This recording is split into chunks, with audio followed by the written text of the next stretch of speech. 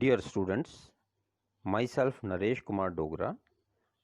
Today we are going to discuss various principles of management as propounded by the father of management studies and thoughts, Henry Fayol. He was born in 1841 in France. He got degree in mining engineering in 1860.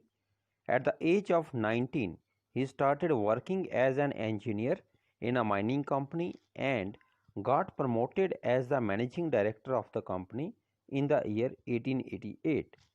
At that time, the company was nearly bankrupt. His managerial excellence was reflected by the fact that he not only saved a large coal and steel company, but turned the losing company into a flourishing company.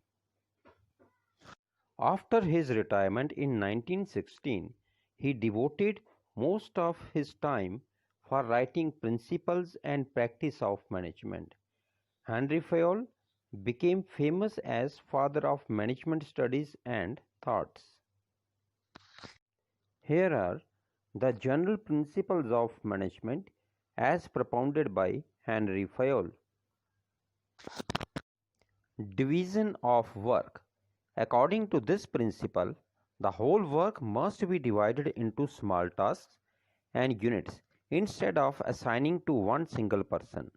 One task or unit of work should be assigned to one person according to his capability, qualification, and experience. Authority and responsibility. Authority means the power to take decisions. Responsibility means obligation to complete the job assigned on time. According to this principle, there must be a balance between authority and responsibility. Excess of authority without matching responsibility must be avoided as per this principle of authority and responsibility. Third principle is discipline. Discipline is the obedience to organization rules and employment agreements, which are necessary for the smooth functioning of the organization.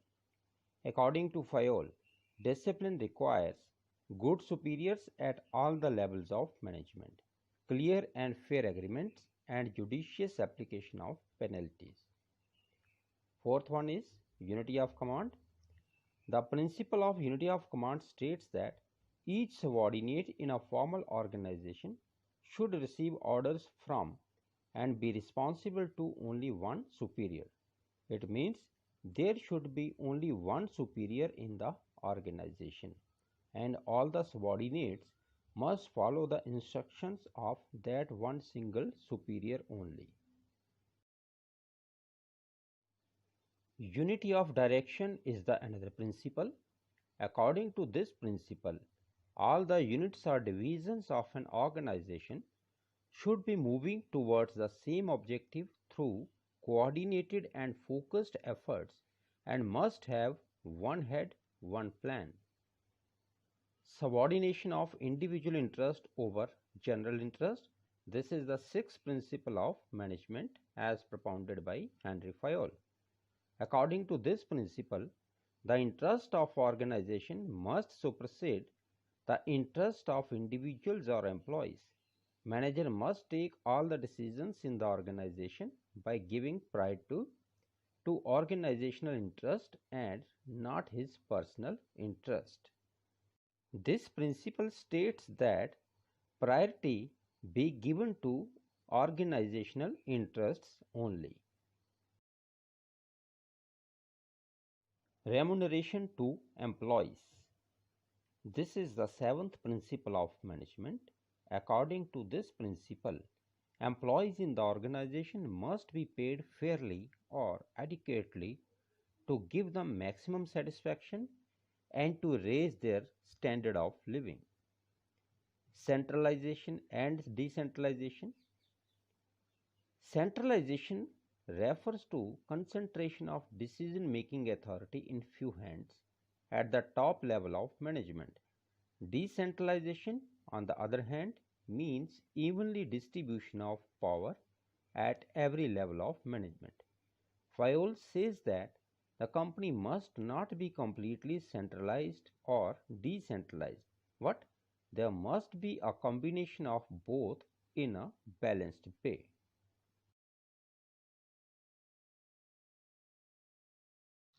In every organization, there is a superior subordinate relationship.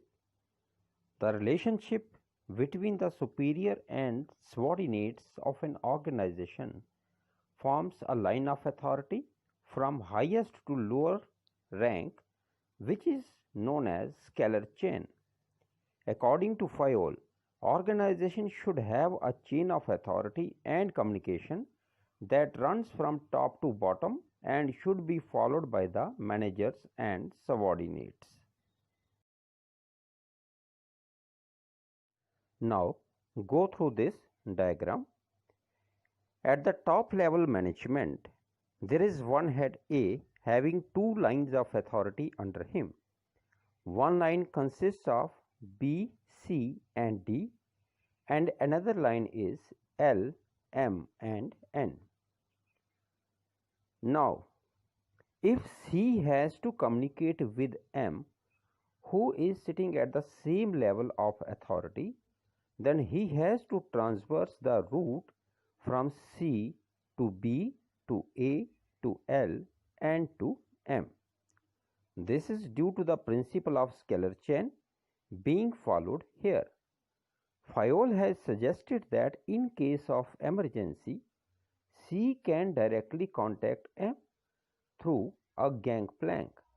The gangplank is what? This is a shorter route to be provided to avoid delays in case of emergency. Fayol here strongly recommended the gangplank system in the scalar chain of an organization. Next is the principle of order.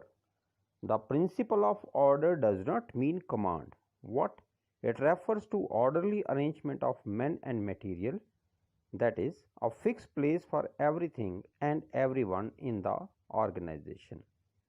Principle of equity.